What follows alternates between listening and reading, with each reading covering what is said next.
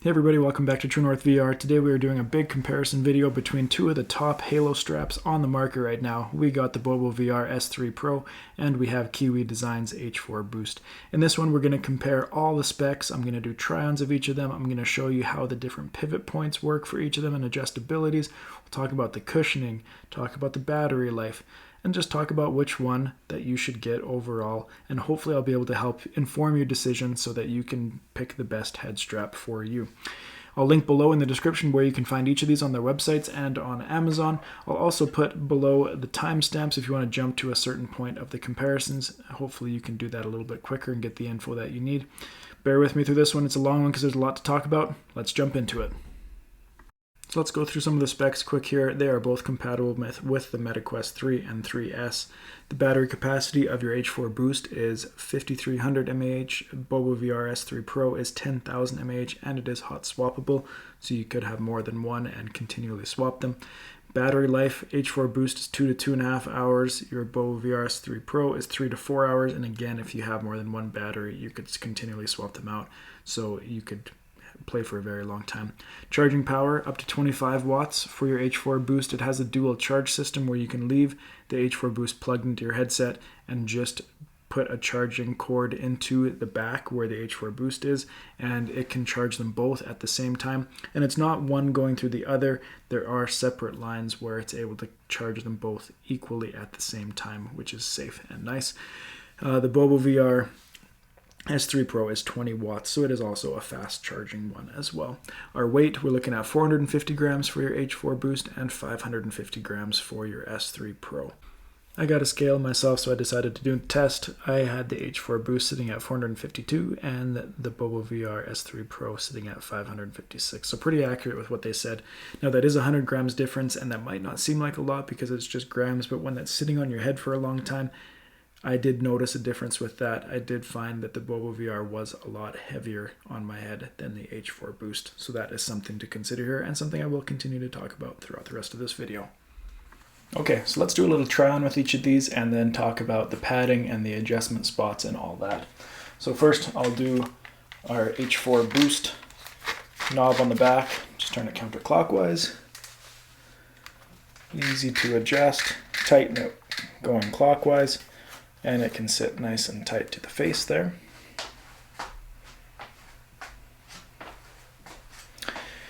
From here, you can adjust this top strap to make that more supportive on top here.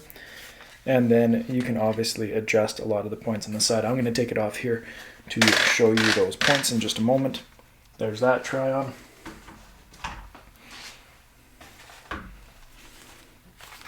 Same kind of idea here, counterclockwise knob on the back, clockwise to tighten it. Okay.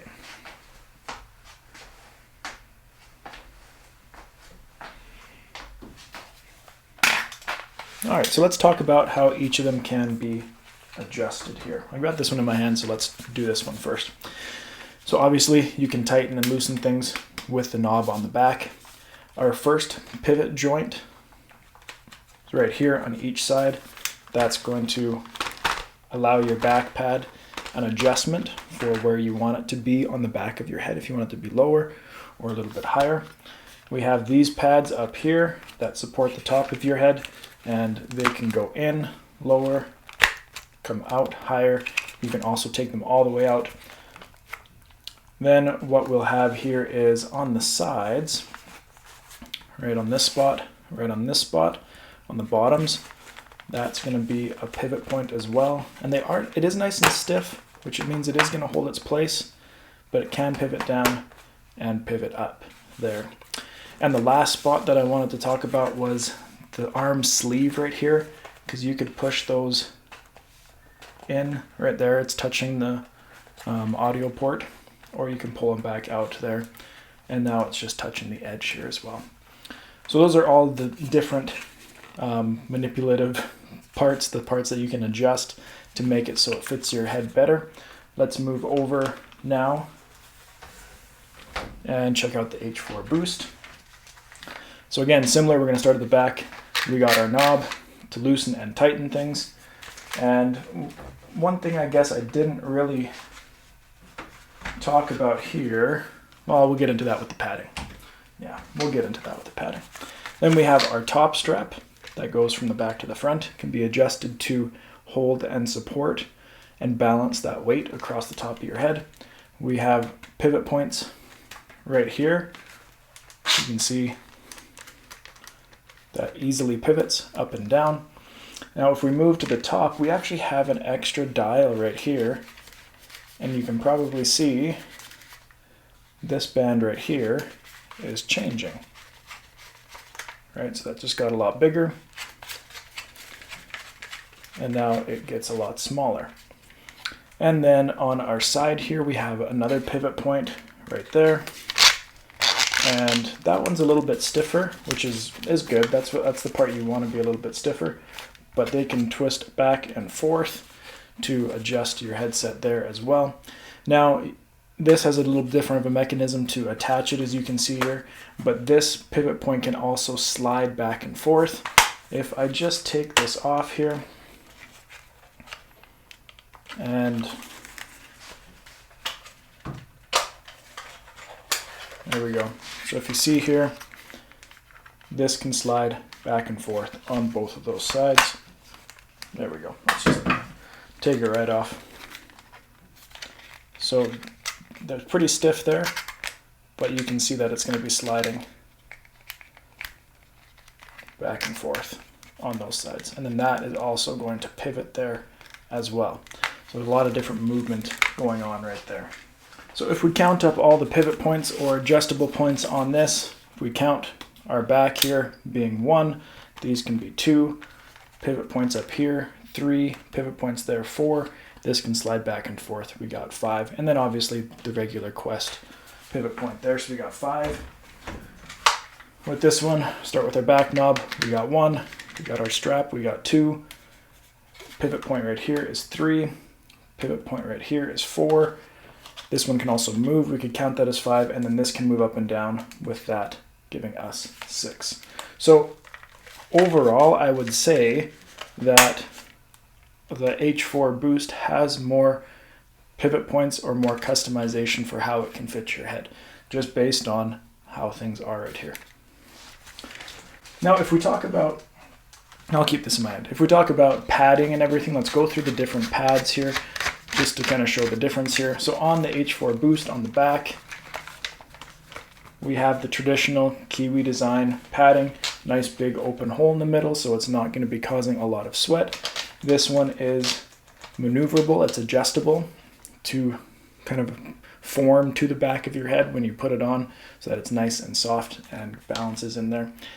And then their padding for the forehead pad is a lot different than many others. Many others just use that solid band across the forehead. They use a band with a hole in it there, as you can see. And so that's going to help create less sweat when you're playing, and just less, you know, like a lot less pressure on the majority of your forehead. It's going to be more, what's the word I'm looking for? Concentrated on those parts there. Both of the paddings are nice and soft, traditional Kiwi Design. If you've used any Kiwi Design padding before, that's what it is very similar to. And then this is very adjustable to your forehead. It pivots very easily, so it can form to that front of your forehead as well. So those are the two pads on that one. Now if we take a look at the Bobo head strap, our back pad is quite a bit bigger, both top and bottom. I would say overall that these are softer. The memory foam inside of these ones are softer. It is still that leather material though. However, these come off in two different parts, and as I showed you before in my review, there is that honeycomb piece that can go along in there as well. So I would say that this is a softer overall piece. It does have a little bit of flex to it here as well, so it can try to form to the back of your head. Then on the top here, our little top pads have some nice cushion to them. Similar padding to what's in the back. And then our big forehead pad here is also that same type of padding. Very soft, but it is a solid piece going through there instead of the smaller piece that it is there. And this is going to go all the way out to the side of my head, whereas on the H4 Boost, it only is going not even to the edge of the top of the halo there. So overall, there's more padding on the Bobovr S3 Pro. There's less padding on the H4 Boost, but do you need all that extra padding? It's up to you, really. Okay, so in terms of fit, I found that the H4 Boost is a bit more minimalistic. As you can see when we talked about the padding, there's not quite as much here. So when I go to put this on, it goes on easier, I would say. I found that having the top strap here does help support that balance between the front and the back, which is nice, and it does allow for easy adjustment there as well. Having the back pad not be quite as big does make it feel not as cumbersome, and it definitely is lighter than the S3 that we talked about earlier. So that not having that extra weight is very noticeable. I know it's only 100 grams, but it is noticeable. One thing that I do want to point out with the H4 Boost is that this can easily flip up. And that's not to say that when I look down it's going to flip, because it doesn't. But I can flip it up easy to see what's going on, which is nice if maybe you have kids or you need to be helping somebody or something like that. I actually really do like this extra adjustment on the front here. This front piece overall is smaller than on the S3 Pro, which does allow for more interfaces to work with it, because a lot of interfaces you can read online about a lot that won't work with the S3 Pro because of its size. But with this adjustability here, that is very nice to have, because it's going to allow a lot of space to go in right there. And then being able to slide it in and out this way, while still staying secure with the clip, I find is very nice. I like the clip on the side more so instead of the slides. Not that the slides have ever fallen out on me, but I just feel like the clip is more secure overall. On the forehead here, this is definitely not as intense as the one over there. It's a lot less. It feels like a lot less, but it's not a lot less in a bad way in any way. It definitely is enough. So when putting on the S3 Pro, it definitely is more. I would say overall that it definitely cradles your head better than the H4 Boost. This larger back pad and its adjustability. That one is adjustable too as well. It can maneuver with your head. But this really does cradle the back of the head. Their padding is really soft. It feels very, very nice on the back of the head. These top pieces for me don't work very well, even on the highest settings. I feel like they dig into my head after a while, and so you can take them out. I just left them in for the sake of this video here. Now our front pad is nice and soft, and I don't mind it. I feel like the more minimalistic take that the H4 Boost has for the front pad actually does me a lot better than what this one does. Now, as I mentioned, the front piece on the H4 Boost is a lot smaller than this. That's obviously because of the fan that we have in here. But that does create a larger front piece, and so some facial interfaces aren't going to fit on here. Now, you can adjust this slightly, but then when you're adjusting it down so you can fit more facial interfaces, it's going to affect how it fits on your eyes, right, and how you see things. So that's something to consider there as well when you're doing that. The side pieces, as I showed you earlier, do slide in and out, so you can have it nice and tight to your face, or you can have it more spaced out so it's floating in front of your face like a halo strap is meant to do. And I found that having that adjustability between the two is really easy to do, whereas with the H4 Boost it takes a little bit more effort because it is a bit more, I don't want to say sticky, but it grips more on that one than it does on this one to slide in and out. This definitely has a bigger feel to it. With the weight and everything, you can really feel it on your head, whereas the H4 Boost has a bit more of a minimalistic feel to it as well. Okay, we got the two here. Let's go over pros and cons of each and maybe which one I would choose depending on certain situations. So H4 Boost pros, it is lighter, 100 grams lighter. I know that doesn't sound like a lot, but you are going to feel that when you are using it. I use them both for workouts using the VR, and that extra weight with the Bobo was very noticeable on the back of my neck compared to this one, which was a lot lighter. This one is a lot less with padding. However, I did find that the less padding did actually make it more breathable, and I didn't sweat as much compared to the Bobo. Even though that one has a fan, the breathability of this one made it so my forehead wasn't as red or as sweaty or anything like that on there. Top strap I found was actually a nice touch because it did help balance the front and the back. This adjuster knob right here is definitely a pro, allowing different interfaces to fit into there as well. And I do like the clips on the side. There we go. That's going to help things stay nice and secure instead of just sliding in and out. Cons for this one though, for some people the con will be less padding. They really like that cradling of the head, the really thick padding on there, because it is really comfortable on the Bobo one for sure. So if you want that more padding, the amount of padding on this is going to be a con. This one doesn't have a fan on it, and this one doesn't have little top pads as well there to support your head. That's where the strap comes in on this one. And then the overall battery life is the major difference between the two. This is only a 5300 mAh battery, whereas on the Bobo one that's 10,000 mAh, so it's a big difference there, about double there. And so if you really need longer gaming, this one probably won't be the top choice for you. One last pro that I do like though is this design in the back. Nice and smooth, nice and sleek, recessed knob in there, or silent hidden knob in there, which is nice there. Pros of the Bobo, as I kind of already mentioned a few: really thick padding, front and back, super long battery life, and it's hot swappable. So you could really just get a couple of batteries, have one that you're playing with, have the other one charging. When this one dies, swap it out, and you could pretty much be playing forever. Another thing that is a nice touch is the fan, but like I said, for me, I didn't feel like it did as much as it's supposed to because of its position and because of the blockage of the facial interface.